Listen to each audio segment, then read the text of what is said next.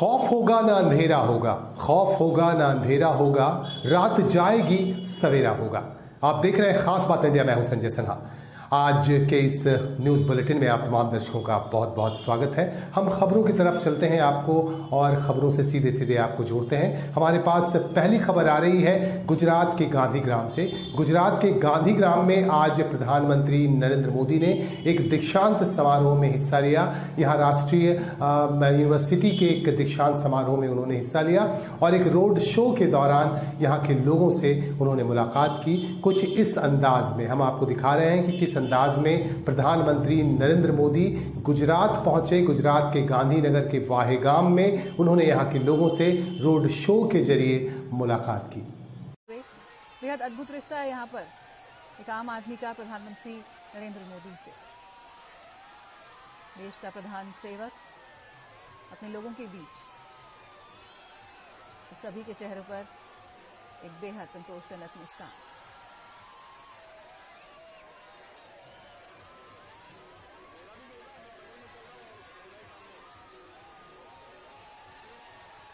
आज का दिन बेहद अहम है क्योंकि आज प्रधानमंत्री दो बेहद अहम कार्यक्रमों में हिस्सा ले रहे हैं।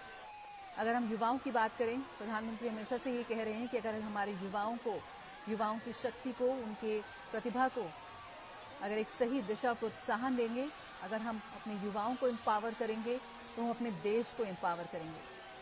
और इन्हीं युवाओं के लिए सैकड़ों अवसर और संभावनाओं का द्वार खोलती है राष्ट्रीय रक्षा विश्वविद्यालय। इसके पहले दीक्षांत समारोह को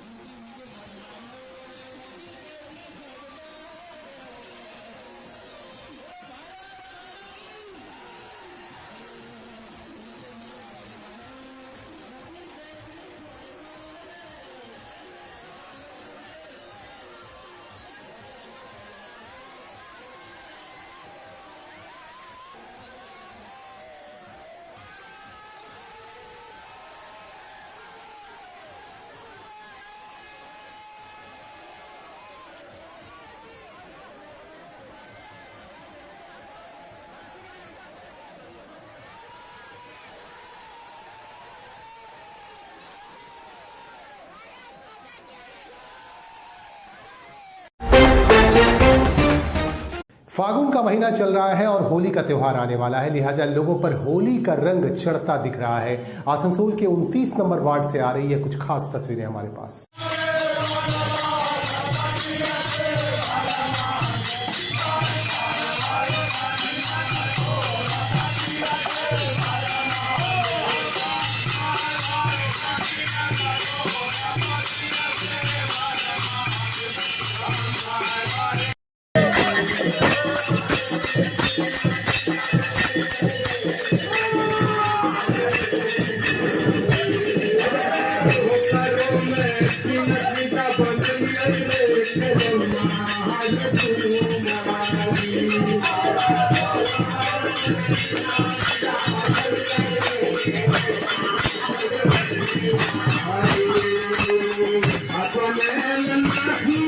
राजा Gupta, ward number 29 ward president.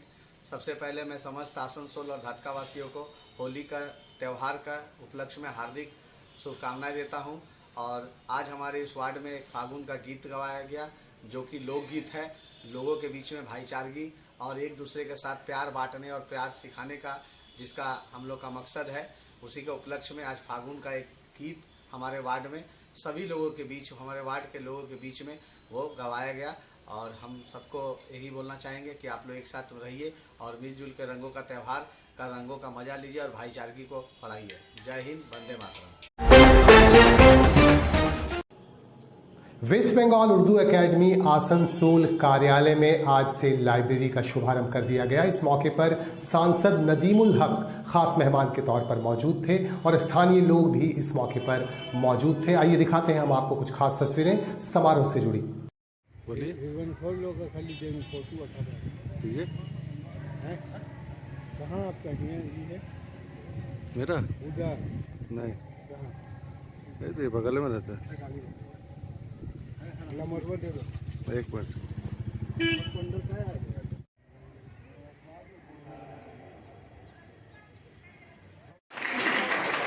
हमारे फंक्शन सब कमेटी के मेंबर इंचार्ज अहमद राजू साहब ये कलकत्ता के बेशतर हर इदारे में अपनी छाप छोड़ते हैं। हमारे पीछे से आपके आसनसोल के और हमारे खुर्शीद गनी इंजीनियर खुर्शीद गनी साहब यहाँ पर मौजूद हैं। आप इनके मजमून अक्सर पढ़ते होंगे, इनका मदद करते हैं। इन्हीं बातों पर हम एक बार फिर आप लोगों का शुक्रिया अदा करते हैं और अपनी बात खत्म करते हैं। ये बहुत खुशी की बात है कि मगरबी बंगाल उर्दू एकेडमी के आसनसोल शाख की जो लाइब्रेरी है उसका इफ्तिताह आज हुआ। फिलहाल बच्चों के इस्तेफादा के लिए हम लोग शनिचर, इतवार और सोमवार को सवेरे 10 बजे से लेकर शाम 5:30 बजे तक खुले रखेंगे। बाद में जैसे स्टाफ का इजाफा होता है और हम लोग यहाँ फुल फ्लेजेड उतर जाते हैं, इसको हफ्ते में एक दिन छुट्टी देकर बाकी दिन खुलेंगे। सर यहाँ पर ये WBCS कोचिंग के लिए इफ्तिताह होने की बात है। हाँ, जल्दी ही उसका भी इफ्तिताह होगा। जैसे हमने कहा अपने खिताब में कि ना सिर्फ WBCS कोचिंग बल्कि यहाँ कंप्यूटर सेंटर और दीगर जो बच्चों की कोचिंग हो रही है वो तो इलाके में हो ही रही है, और भी जो सब उर्दू एकेडमी की कलकत्ता में सरगर्मियाँ हैं वो हम लोग एक एक करके यहाँ भी दोहराएंगे। आसनसोल के गुजरात भवन में कोलियरी मजदूर संघ और इंटक की तरफ से कार्यक्रम का आयोजन किया गया। इस कार्यक्रम में मुख्य अतिथि के तौर पर मौजूद थे झारखंड के बेरमो के विधायक और इंटक के अध्यक्ष अनूप नारायण सिंह। उन्होंने मजदूरों के हक की बातें कही। इस मौके पर इंटक से जुड़े दूसरे नेतागण भी उपस्थित थे। मीटिंग में मैं हार्दिक अभिनंदन और स्वागत करता हूँ। सबसे पहले मैं खंडिता का हार्दिक धन्यवाद देता हूँ और प्रणाम करता हूँ कि उन्होंने मुझे इस लायक समझा कि आपके यूनियन का प्रेसिडेंट बनाने के लिए उन्होंने निवेदन किया।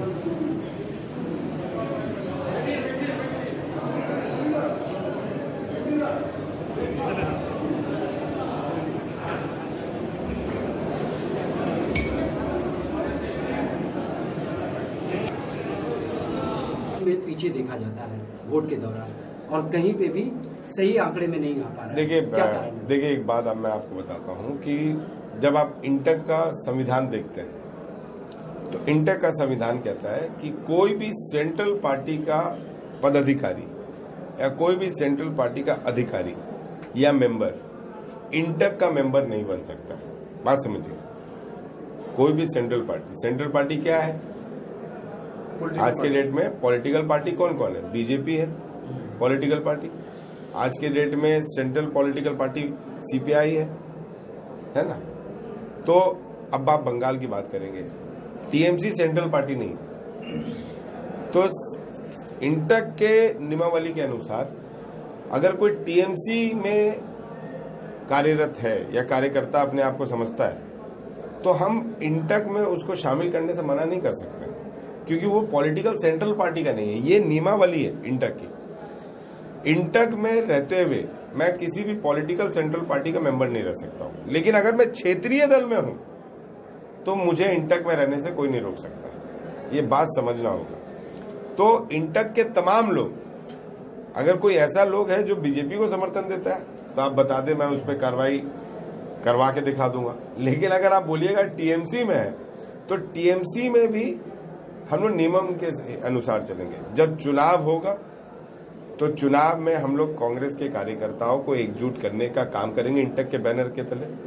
लेकिन अगर टीएमसी में कोई अपनी राजनीति कर रहा है तो उसे सेंट्रल ट्रेड यूनियन इंटक में रोकने का कोई वजह नहीं दिखाई देता, क्योंकि 5 central trade union BMS, AITUC, CITU, HMS, INTUC, तो 5 सेंट्रल ट्रेड यूनियन में कोई भी क्षत्रिय दल के लोग आ सकते हैं। ऐसा कुछ नहीं, नियम यही।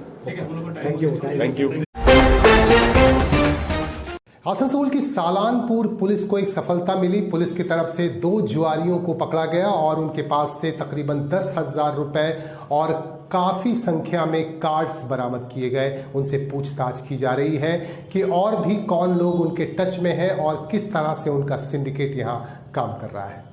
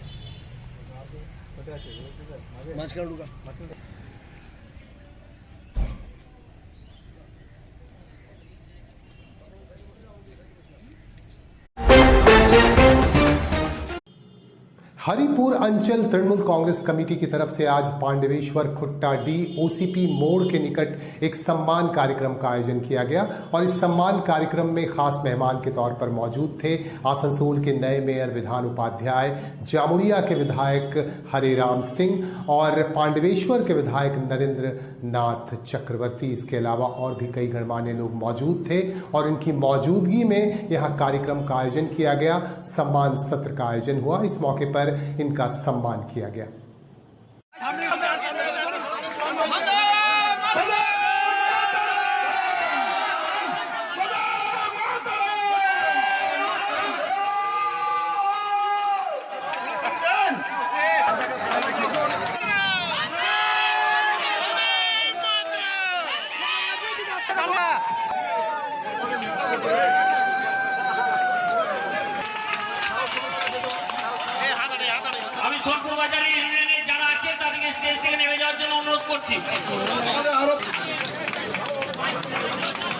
আমি কোটলাম যারা আমাদের মিডিয়া আমাদের সবার নেতা আসানসোল মেঘা কর্পোরেশনের মেয়র ও বারাবণীর বিধায়ক বিধান উপাধ্যায় করতালি ও উলুধ্বনি দিয়ে তাকে সংবর্ধিত করুন।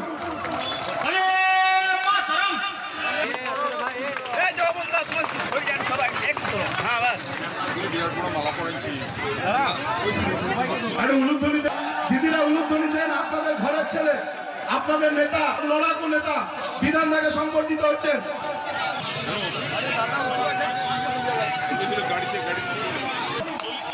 অভিজিৎকে বর্ধিত করুন।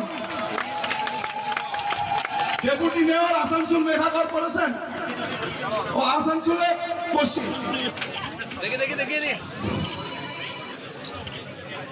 আরে হাতটা একটু দে।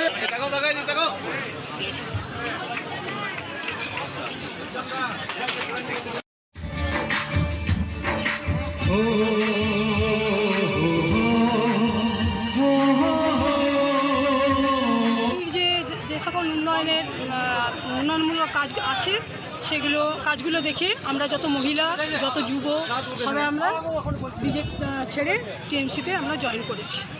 উন্নয়নমূলক কাজ দেখে দিদি। কতজন জয়েন করেছেন? মোটামুটি আমরা ছেলে আছে 250 জন এবং মেয়ে আছে 100 জন। আপনার পরিচয়? আমি হচ্ছি সোনালী গিরি। আপনার नेतृत्व ज्वाइन करेছে? हाँ, हमारे नरेंद्र नेतृत्व। ठीक है जी, नरेंद्र का नेतृत्व में दीदी का जो उन्नयनमूलक काज है इसीलिए हम लोग बीजेपी छोड़ के सब टीएमसी में ज्वाइन किए। युवा है 250 एवं महिला है 100। आपका परिचय? मेरा परिचय है, मेरा नाम है सोनाली दीदी। हम तो पहले ज्वाइन कर चुके। अच्छा, ठीक है। अभी मेरा नेतृत्व में जो था कोलियारी में 22, 23, 24, 25 जितना बूथ में था सब बूथ का लड़का और सब बूथ का युवा एवं सब बूथ का महिला सब हम लोग ज्वाइन कर लिए। अभी खोटारी कोलियारी में बीजेपी बोल के कोई नहीं है, सब हम लोग टीएमसी हो गए।